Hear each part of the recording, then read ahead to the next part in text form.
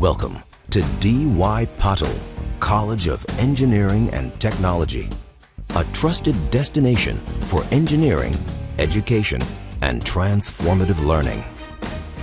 Established in 1984, the Institute has been shaping engineers through quality technical education, building a proud legacy of achievement and trust. Today, it stands as one of the premier institutions in the country, recognized for its commitment to innovation, impactful research, and a tradition of academic excellence.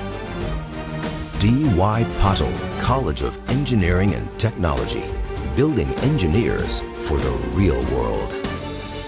Wangchuk यांचं आयुष्य पणाला विद्यार्थी संघटना नेमक्या गेल्या कुठं? दिल्लीचं जंतर मंतर मैदान सध्या एका मोठ्या क्रांतीचं केंद्र बनलंय. केंद्रीय शिक्षण मंत्री धर्मेंद्र प्रधान यांच्या राजीनाम्यासाठी कॉकरोच जनता पार्टी गेल्या 25 दिवसाहून अधिक काळ रस्त्यावरती उतरून आंदोलन करतेय. पण धक्कादायक बाब म्हणजे लोकशाहीचा डांगोरा पिटणारं केंद्र सरकार या आंदोलनाकडे ढुंकूनही पाहायला आता तयार नाहीये. विद्यार्थ्यांच्या वैध मागण्या आणि त्यांचा आवाज दाबण्यासाठी सरकारनं जणू हुकुमशाहीचाच मार्ग निवडला आहे का, असा आता गंभीर प्रश्न उपस्थित होतोय. या आंदोलनाला बळ देण्यासाठी 28 जून रोजी प्रसिद्ध समाजसेवक सोनम वांगचुक हे मैदानात उतरलेत.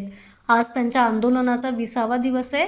दिवसेंदिवस वांगचुक यांची तब्येत खालावत चालली आहे. त्यांचा जीव धोक्यात आलाय. देशभरातून विविध राजकीय पक्ष आणि सामाजिक संघटना या त्यांच्या पाठीशी उभ्या राहत आहेत. पण दिल्लीच्या तख्तावरती बसलेलं निर्दयी सरकार मात्र कमालीचं ढिम्म आहे. एका देशप्रेमी माणसाच्या जीवाशी खेळणाऱ्या या सरकारला विद्यार्थ्यांच्या भविष्याची जराही चाड उरली नाहीये का? पण या आंदोलनात खरी शोकांतिका दुसरीच आहे. देशात आणि विशेषतः महाराष्ट्रात शेकडो विद्यार्थी संघटना कार्यरत आहेत. स्वतःला विद्यार्थ्यांचे कैवारी म्हणवणाऱ्या या संघटना आज नेमक्या कोणत्या बिळात जाऊन दडल्या आहेत? एरवी कॉलेज कॅम्पसमध्ये किरकोळ मुद्द्यावरून राडे करणाऱ्या, प्रसिद्धीसाठी आंदोलनाचे स्टंट करणाऱ्या या संघटना आज शांत का आहेत? विद्यार्थ्यांच्या उज्ज्वल भविष्यासाठी आणि त्यांच्या हक्कासाठी जंतर मंतरवरती एवढा मोठा लढा सुरू असताना या संघटनांनी डोळ्यांवरती काळी पट्टी का बांधली आहे, असा सवाल आता उपस्थित होतोय.